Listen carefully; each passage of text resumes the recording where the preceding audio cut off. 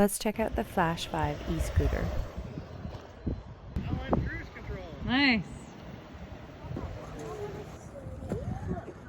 Pretty fun toy, hey? To get started, simply just give it a push start. This scooter is so easy to ride, even my 10-year-old daughter can ride it. I'm going sports!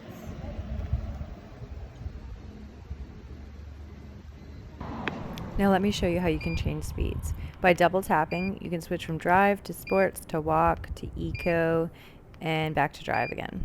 You can push it once to turn the light on, and that will turn the rear light on. Push and hold to turn it off. This scooter features dual shock suspension.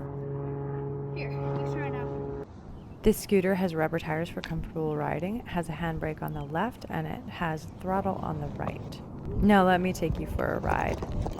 You will notice the kilometers are climbing up. It's capable of going up to 30 kilometers an hour.